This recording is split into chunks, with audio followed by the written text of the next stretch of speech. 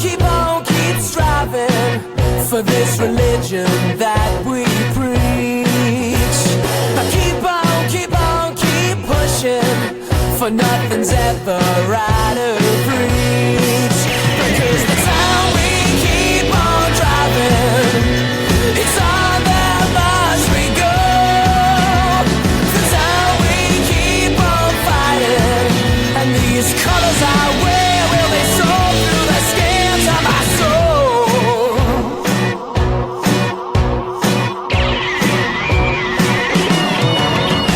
Hello and welcome to a scum-beating edition of the Luton Town International Podcast.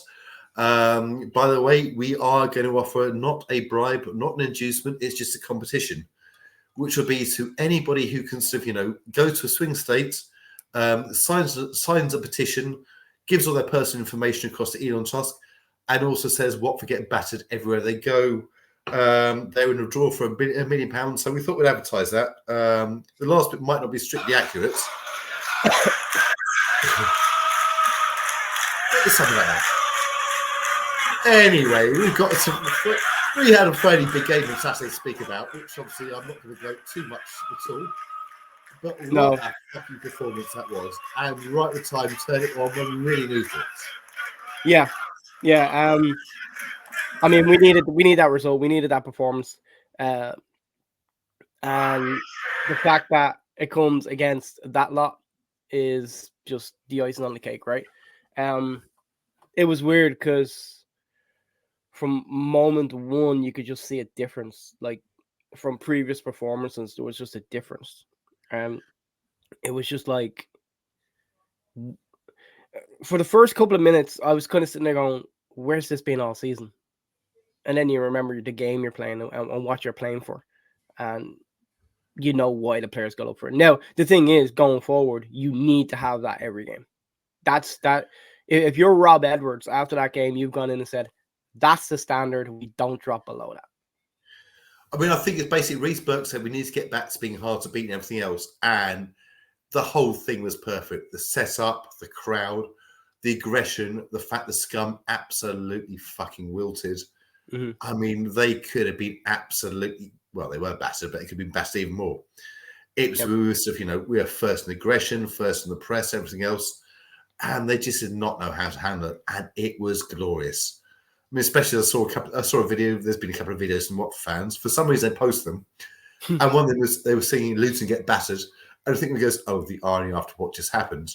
And that was a scum fan saying it. And it was, I was about 20 yards away from them. And so, a couple of them trying to be a bit gobby. But even their paper said they had absolutely no answer to all our chants, all our play, everything else.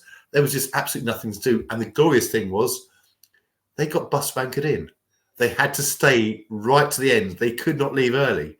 They had to see us gloat. They had to see us celebrate. They had to see their side try and apologise and get told to fuck off by their fans. Fair enough. And it was just everything you could want in one game. That was it. I mean, we were sort of, we were aggressive. Eli was back to his best. Coulson was outstanding. Alfie Doughty, even more so. There could have been several potential man of the match on that one. Jordan Clark had a good game. Tom Holmes coming in. I'll touch that base later as well.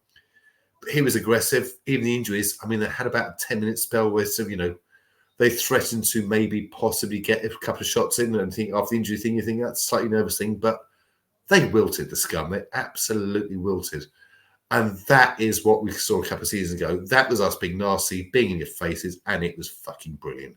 Yeah, and as you said, that's what Reece Burke said. We need to get back to being nasty, and we need to get back to being us, and that's what we were against Watford. We were nasty. We didn't give them any space whatsoever. Like, I mean, you sent a comment to me yesterday during the Sunderland game where, you said Sunderland have attacked more in 90 seconds than the scum did in 90 minutes. And if you're Tom Cleverley, like, you're going into that game and you're talking, you're saying all the right things. Oh no, the players don't need to be told how much this game means and blah blah blah. Maybe a few of them did, because there was no heart, no desire. And honestly, like, early on in the season last year in the Premier League, especially when we were coming up against so-called bigger teams, you could see them go to Kenwood Road and they'd walk out onto the pitch and they'd kind of go, what the fuck is this? That's what it looked like with Watford. It looked like a lot of players went out there, and with the noise being made and the fans being behind the team, and then obviously the great start that we get, the players are just like, I just want to get out of here alive. Never mind winning a game of football. I mean, that's it. Even from the crowd, it was what you expect from a local derby. We were right in their faces, aggressive, abusive, horrible bunch of fuckers, managed by the ones on the pitch, and they had no answer to it. Yeah. I mean, to be fair, I will say one thing about the scum. They get battered everywhere they go. Well, they do get battered everywhere they go, but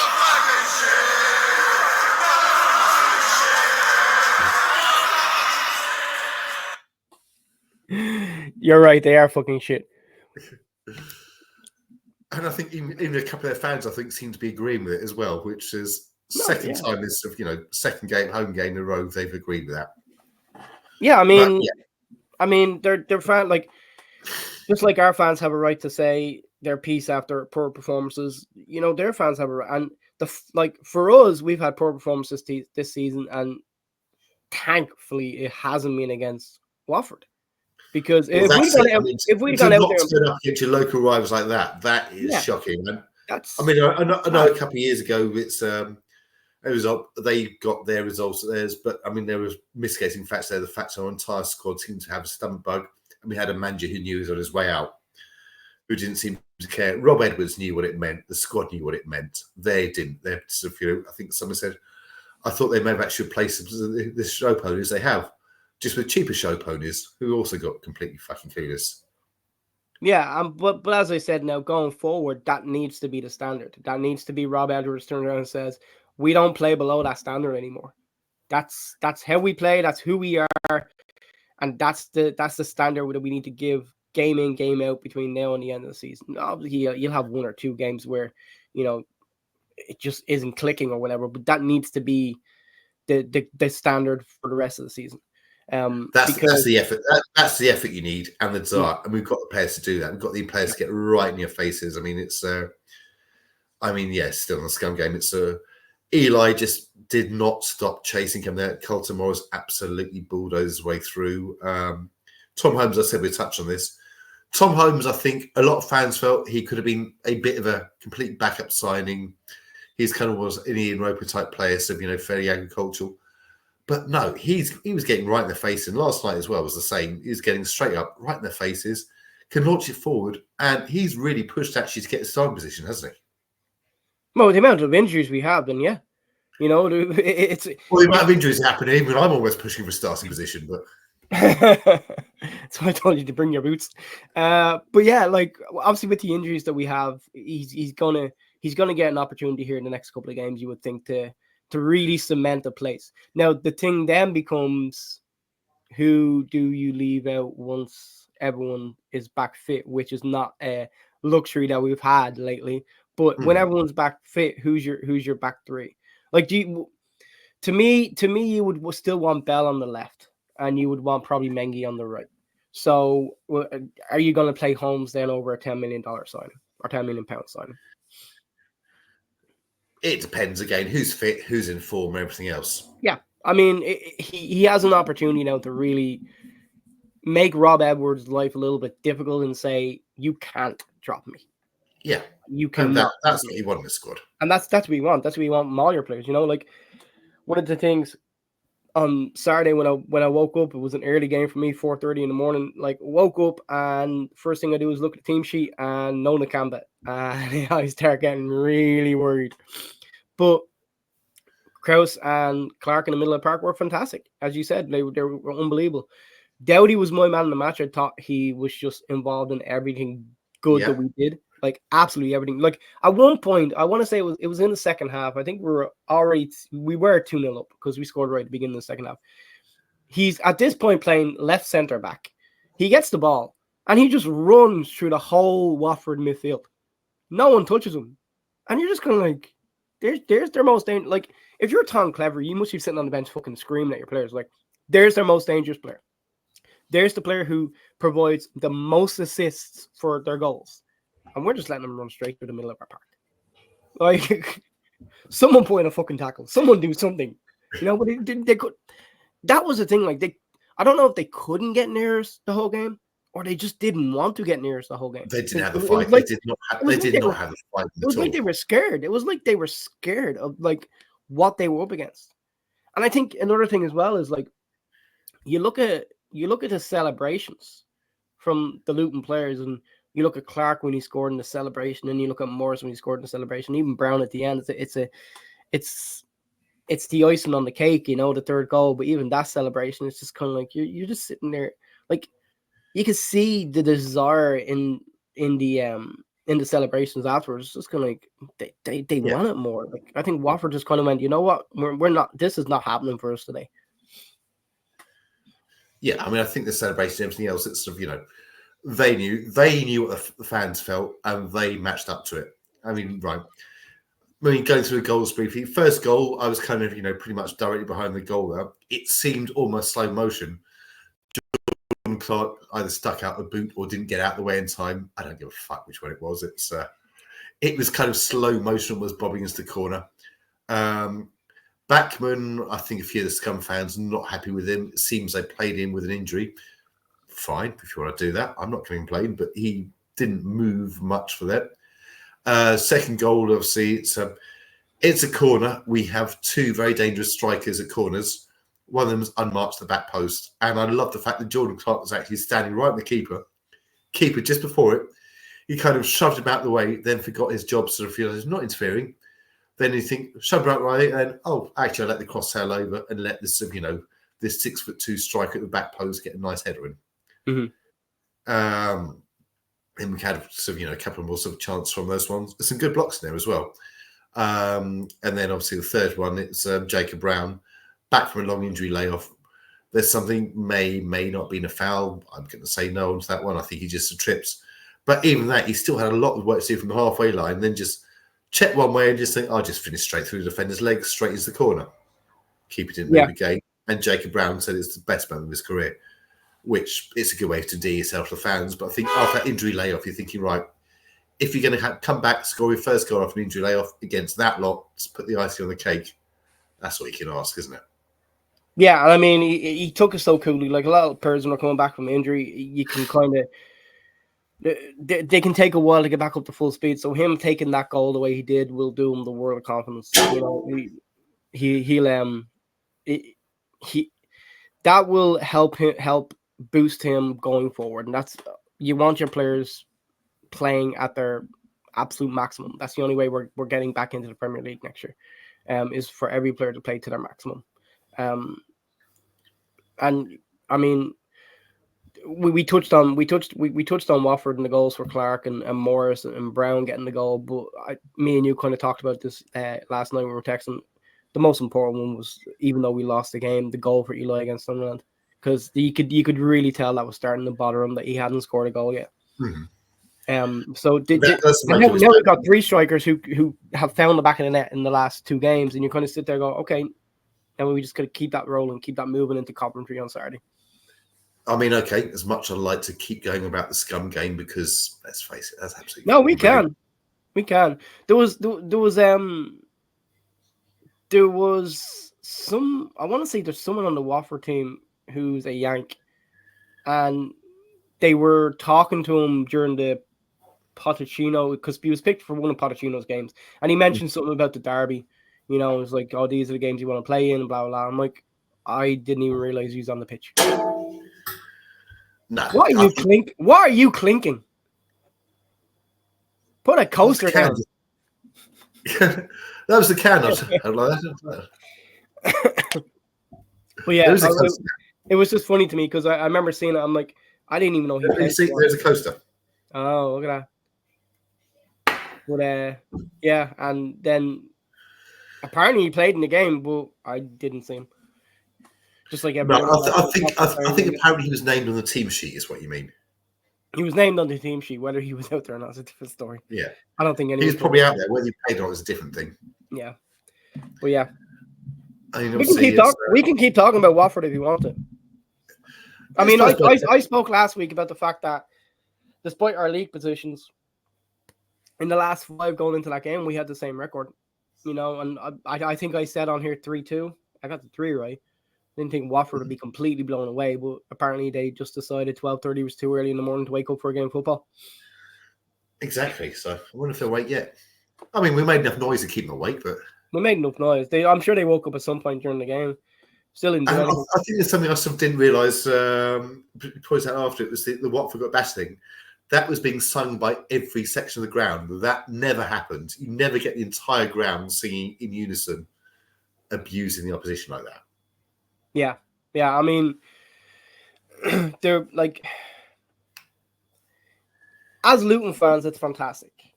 Like, if I take myself out of that and look at that game, try to look at that game as a neutral. You sit there and if you don't tell anyone anything about where the two clubs are in the league, what their form is, anything like that, points, anything like that, it's just one team against another team. Who's better? Who's the better team? Who's better run? It's Luton all day, every day. Yeah, you know, and that's not like it's not been shown this year so far in our league performances and in our league position and whatnot. But if you looked at that game and said which club is higher, you'd pick Luton every single time. Especially the fact that it's a derby and you just have not shown up. Like, that's embarrassing. That's like if that had been reversed, we first off wouldn't be recording right now because you would not have fucking recorded. You would not be seeing me for about a month. But when we do finally talk about it, it would take us a long time to get over it. And even when we start talking about it again, it'd probably bring up bad memories. And you're just going to sit there and go, it's fucking embarrassing. Absolutely embarrassing. And again, I mean, it's not like it was a one-off because the last time they played, they somehow didn't turn up even less or even more. Well, one of the two. They doubled down on not turning up, basically, from the last game.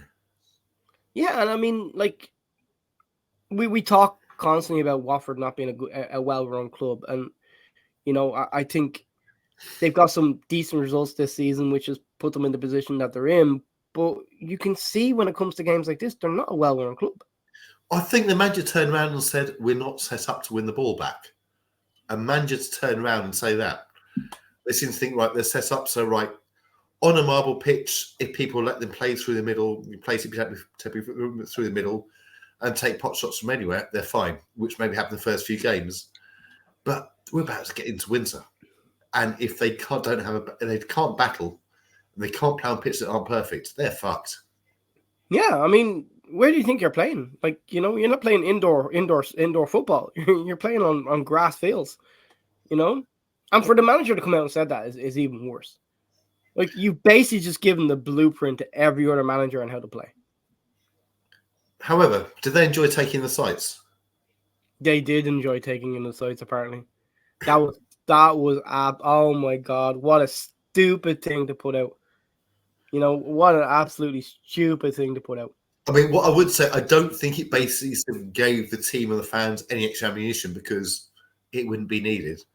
But that is just setting yourself up. Yeah. Just especially, like, I know you want to talk, you want to have banter before a big game like that and a derby game like that, but just don't, like, it's just stupid. Like, you're basically roiling up everyone just a little bit more, you know, from the Luton side. You know, you just set yourself up for. I mean, I don't think. And you're setting yourself up for a fall. Yeah. You know, you're setting yourself up for a fall. But like, I'm sure before the game, players would have been made aware of something like that, whether it be from the social media manager or from whoever. You know, someone sees that or someone gets wind of that and says, "Hey, lads, look at this." And that just adds to the fire. That just gives you more ammunition to go out there and beat them. And the thing was, going in at halftime 1-0, I was sitting there going, okay, we need to come back out in the second half now and play the exact same way we played. Yeah. And if you're Watford, you're sitting there going, right, we need to come out in the second half and get at them. Straight from the off, get at them. Put them under pressure for the first 15, 20 minutes and see if they crack. And what do? Within the first 3 minutes of the second half, 4 minutes of the second half, you give away a corner, ball comes in, and you leave one of their main strikers completely unmarked in the back post. And you're just kind of sitting there going, oh, you're fucking asking for trouble at this point. Thank you, but you're asking for trouble. He enjoyed it as well. It's Morris did. Morris enjoyed it. Yeah. He's another one that deserves it as well. He's had a rough start to the season. It's the injuries. I mean, I suppose we better mention last night's game briefly. Okay, so we'll gloss over that part and talk more about the performance and some reactions. The performance, I think, was just as good. I mean, you look at some of the stats, they were crazy. Sunderland made 46 clearances. We had 35 crosses or 34 crosses from the shots in the box. So Eli scored. Sunderland, well, they defended very, very well. But, I mean, I think, again, I don't like losing. If you're going to lose, and I think the crowd obviously felt the same, I don't mind so much if you play like that, because you play like every time, you're not going to lose too many. You're going to win more than you lose. Yeah. I mean, as you said, I think you texted me, the passion and the desire was there. We just didn't have some of the breaks that we got on Saturday. Some really good saves from the Sunderland keeper. Just put out there, like I remember, like the header. It's amazing the keeper can actually make some saves, considering he was at death's door for half the game. Yeah. The save from Eli was just from the Eli header was just it was magnificent. I'm not happy with the goals we let in, and I'm sure Rob Edwards won't be happy with the goals we let in. No, I mean, you could argue there were a couple of potential fouls in the build up to both, which I think it's VAR, if there's there, maybe it gives one. Our offside goal was no. So here's the thing with the offside goal. Okay, if you look at the replay, Morris is a million miles onside. But look at where Clark's placed. Well, Clark's offside when it comes in. But the problem is Clark comes back into the play, and at that point, because he's back into the play, is he interfering with play? Does he drag a defender? Does he move a defender? Does he move the goalkeeper? No, he doesn't. No, he doesn't drag a defender because there's no defender there. They're coming in. He tries to jump slightly if he jumps and got in contact. But once he jumps, he's trying to interfere with play. And once he jumps, it's a dead ball. Before Morris even touches it, once he jumps, it's a dead ball. I honestly think if we go back last year, and you sent us where the fucks are when you need it. If we go back to last year, I would say 80-20 that goal is given. Yeah. But if you're an official, as soon as you see Clark jump, your flag has to go up, because at that point he's interfering with play. But there was a goal for John Stones at the weekend that was given with very, very similar situations. Yeah, but they had VAR, right? Yeah. But so the answer there is, never mind the official there, thinking, right, do they know the fucking rules or not? I don't know what the offside rule is anymore. But no, they know the rules, but you've got to understand, like, so in the Premier League, the linesman in that case can keep his flag down. Yeah. He can keep his flag down and say, I'm not sure, we need to go to VAR. In the Championship, there's a lot more pressure on them. They have to make a split-second decision. And this is why I'm not going to bat for officials here, by the way. But this is why, that ball comes across, and as soon as Clark even moves towards the ball, back away from the linesman has to think he's trying to interfere with play, and the flag has to go up. Now, as soon as the flag goes up, the play is dead, right? So before Morris even hits it, the play is dead. It's offside. As I said to you, I think if you have VAR, I think it's probably an 80-20, 85-15 chance that goal is given. But in the Championship, without the luxury of VAR, and I'm sure we'll get some decisions this season where we'll be like, thank fuck VAR's in here. I mean, I don't want VAR. I mean, I know I texted and said, where's VAR when you need it? I don't want VAR, but it's... But I think ultimately the linesman had to make a split-second decision, and I think he made the split-second decision based on Clark's movement. That's my understanding of it. And he made it wrong. It's just... So you've got that. You've got two potential fouls in the build up to the goal, and then you've got the you're thirsty, and then you've got the potential penalty. I don't think it was a penalty. I think it's sort of again just one that VAR might give as a shirt pull, but I don't think it's affects him that much. So it's I'd say no one's that one. But the strange thing is I've seen some not all, some of the social media. Oh, it's a hoopball team. I thought, right. So we outpassed them by 60 passes for a start. So their total football team got outpassed by a team they're saying is hoofball. And it's not hoofball. Outpassed or out-completed passes? Outpassed. Okay, so that doesn't mean that, we passed the ball, but it may not have reached its destination. I think basically it said we had about 406 passes, they're 350 or something like that. So, but you're thinking, right, so for a direct or route, a Route 1 team, you'd expect the tippy-tappy teams to be way up on that one. And secondly, if they're going to moan about some ugly, horrible industrial side, don't try and make out you're the fucking guardians of football when your keeper's going down injured every 5 minutes with some, leg amputations before running up at the end, sprinting to join the fight at the end. So that's been a talking point on a lot of stuff that I watch lately is goalkeepers and the amount of time they spend on the ground. There's got to be a fix to that. There has to be a fix to that because especially later on in games, I think it's definitely a. And look, we're not guardian angels by any point in imagination. Like Kaminsky will do it at some point during the season. Yeah. He will do, but we won't go on and moan about, the other team's so anti-football when it's when they're doing exactly the same thing. Yeah. I would say you accept it happens, but fair fans to say they're the pure white guardians of football and everything else. No, you're fucking not. You're playing the game like everybody else.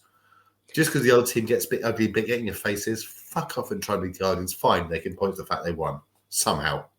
So I think we touched on this a couple of weeks ago. I can't remember if we talked about it on the podcast or we just texted about it, but it's definitely a thing now where people, managers, coaches are fearful for their careers in playing a direct style of football because teams want to do this whole play out from the back and, play it through midfield and play and hold possession of the ball and everything like that. Look, at the end of the day, if you're Luton Town and you've got a smallish midfield in Clark, Nakamba and Krause compared to other midfielders. Yeah. And you've got two big, strong strikers who can play off the shoulder as well. What way are you going to play? You're going to get it. You're going to get it to those two so you can push your midfielders. And also, yes. Also, I think everyone who says hoopball, it's not this. It's not fun to watch. It was fucking great to watch on Saturday, and it's not hoopball. It's getting balls down the channel for your players to bully the others. You don't have to have 50 passes, and it's not like it's aimless long ball. It's very direct balls to the runners, but direct diagonals and playing to strengths on there. And some teams do not have an answer for it. You get there. That is not hoofball. That is just thinking, right, that is making sure your passes count. So one of the most effective styles or ways of play for Luton when in our promotion season from the Championship a couple of years ago was, if you go back and look at it, Lockyer to Eloy to Alfie. Mm-hmm. It was Lockyer's ball from the right centre-back position to Eloy up on that left-hand side to take it down, to hold it up. Alfie comes forward. The balls get let off Alfie. Alfie goes past the defender, beats the defender, or does something, is able to get the crossing. That's the way Luton need to play. That is, and not even need to play, but that is the way you want to play if you're Luton Town. Because that, as you said, is to your strengths. Now, when we lost Lockyer, I think I talked about it last year in the podcast, we lost that ball. We lost that ball. Like we seemed to, it came back a bit on Saturday, and definitely the other way, to Morris. It definitely did. But it's more effective when it goes down the left just because of Doughty's skill at getting crosses into the box. But if you're Luton and if you're any team, why wouldn't you play to your strengths? That's just stupid. Like trying to, and I think in a certain way, and I know it's being talked about by your fans. Like I think Edwards tried to get away from it a little bit and tried to start playing balls and play it out in the back and do this and do that. And it showed against Watford that this is the way. This is the way we should do it. This is to our strengths. If you're a team and you're not playing to your strength, you're doing a disservice to yourself and you're doing a disservice to your fans. And I think you saw the difference. Like Sheffield United, maybe we tried to be slightly too pretty and we're absolutely fucking shit. Last night we lost, but there was not a single person complaining of the way things were as they walked off, because they knew the team had given everything, and we shouldn't have lost that game. No, yeah, I mean a point probably would have been a fair result. And as you said, Sunderland, pretty much they're two big chances scored from. Again, not happy with the defending. I think we could have closed them down a lot better. And as you said, a couple of fouls in the lead up to the goal is what it is. Don't go your way. But and that's the thing, like, and that's why I go back to the beginning of the season. Like, there was a scattering of fans that were booing performances. And although I personally would never boo the team, and I don't think you would either. You'd be there to boo the team, but yeah. I'd have to be there. But no, I boo them on my TV if they play bad enough. I'm sure I hear that. But although we wouldn't necessarily do it, you understand the frustration of some of those fans because the performances weren't there and the desire wasn't there. And, you know, that's where the Watford game will be, and hopefully going forward will be the turning point of our season. And it needs to be. Like, realistically, at the beginning of the season, where were you thinking Luton would finish? I know where I was thinking, so I want to get your idea. I know the club said they're aiming for autos. I was thinking top 6 and go for that, and that's still possible.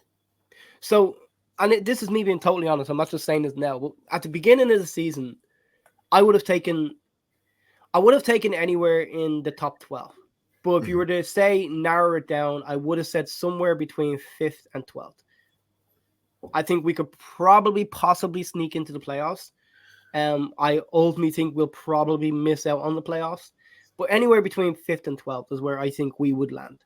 And there was a number of reasons for that is, you know, so much went into last season. And then you lose Barkley and you lose Sambi Lakonga. And you're obviously, this was before players went out the door, but you're obviously thinking you're going to lose more players as it goes on. So I'm thinking, okay, new players, bed them into the team, get them playing the way you want to play. There's going to be some, you know, growing pains, and you kind of look at it and you kind of go, I think somewhere between 5th and 12th. If we scraped into the playoffs, I'd be happy. And I know a lot of places were thinking automatic promotion, but I can honestly say I just never saw it. I think there's teams in this division that are stronger than us depth-wise for us to compete for those automatic positions. Nothing to do with desire or anything like that. I think when it comes down to desire, I think we probably are one of the top 2 teams when playing with that desire and when playing the right way. But I think ultimately we've not shown the desire in a lot of games this season. I think it's we haven't. I think as somebody commented after some last couple of games, we've got our Luton back. Yeah, definitely. But it can't be just one game. Like, okay, now it's been 2 games. You need to go forward now again on Saturday. It needs to be the same performance, the same desire, the same commitment on Saturday against Coventry. And Saturday, and this isn't going to be me making excuses early. This is just more of a general thing on the subscheduling, which a few people pointed out. So we played Saturday at 12:30, fair enough. We played the Wednesday. But we're playing Saturday again at 12:30. Yeah, it's not ideal. No. You know, it's definitely not ideal, but the money talks, and at the end of the day, that's what that comes down to is just the money in the game. It comes down to it. I'm just thinking it's right. If you're going to have a 12:30 kickoff, you prefer the Tuesday kickoff to sort of, especially if it's 12. If it is Saturday, Tuesday, Saturday, fine, happens. But if it's 12:30, both kickoffs, you prefer the Tuesday games to be the midweek, not the Wednesday. Yeah. But at the end of the day, as I said, that's just money. That's just people wanting. Yeah, being greedy and wanting the game. That's not me making any pre-excuse or anything like that, because I don't know when Coventry played. Could play last night, could play the night before, but it's and I'm not going to get all bloody. Coventry are another team that are struggling. Like compared to where they've been the last couple of years, they're not where they should be. They're down closer to us, I want to say, which is again not ideal for them. You know, so I expect it's not ideal for us either. It's not a what? It's not ideal for us either. No, it's not ideal for us. And I think Saturday's game could be a real chess match, a 0-0 or a 1-1 or something like that. I think we scrap his hell Saturday, yeah. But no matter what, you want to see that same desire, same commitment you've seen the last 2 games. Yeah. The only thing you would be worried about now is the legs. In the likes of Morris, who's coming back from injury 3 games in a week.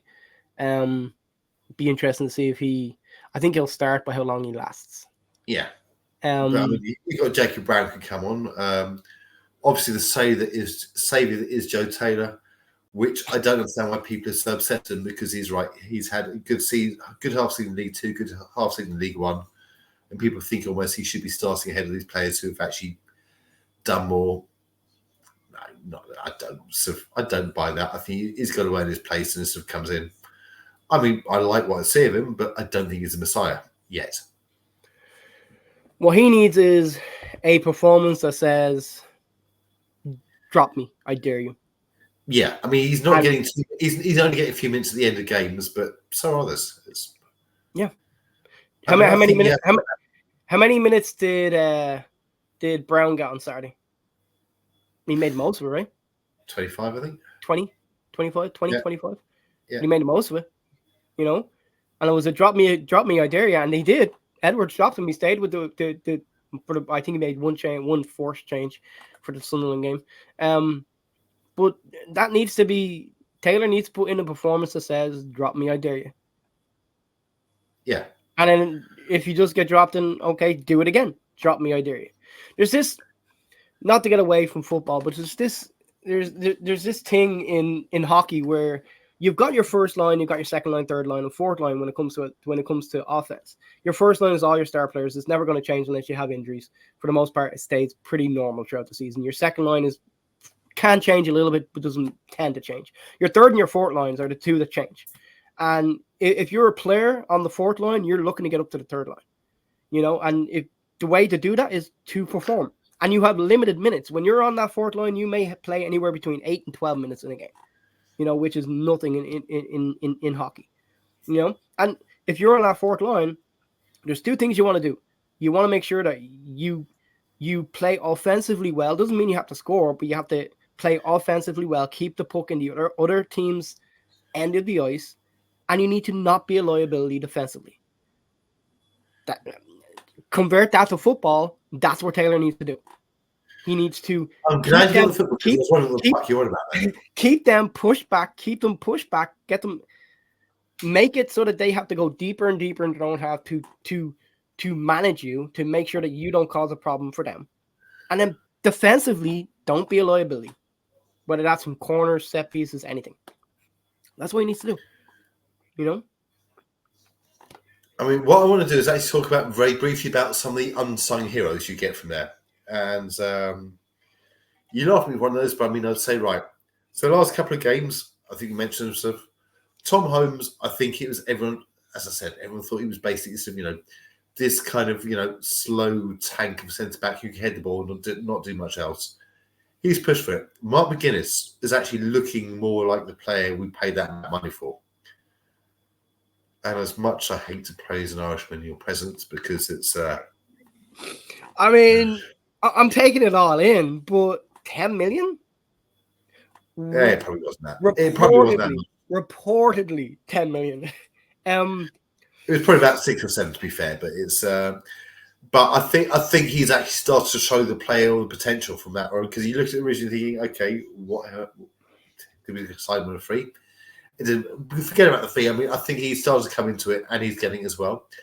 And the other one was Hashioka. Hashioka shoved in at half-time, out of position in a local derby, did not look out of place, and he had a decent game last night as well. Yeah, again, defensively last night, I think they could have done better with the goals. But here's the thing, like, Hashioka is a small fella. Like, don't be racist. I know. You're just stereotyping now, aren't you? No, I'm not. I'm just saying, like, I know Lockyer wasn't that tall either, and if you're playing him a right centre back, maybe it doesn't matter as much. But I would like to see him given an extended run at right wing back, because I think he's got a decent cross in him. From the little bits I've seen him getting crosses into the box, he seems like he has a decent crossing. So I'd like to see him, like, once all this injury problems go away, hopefully fucking relatively soon, I would like to see him get an extended run at right wing back to see what exactly he's got. Because we talked there, you know, a lot of... Hashioka's 6 foot, by the way. He's 6 foot tall. Yeah, it's small for a defender.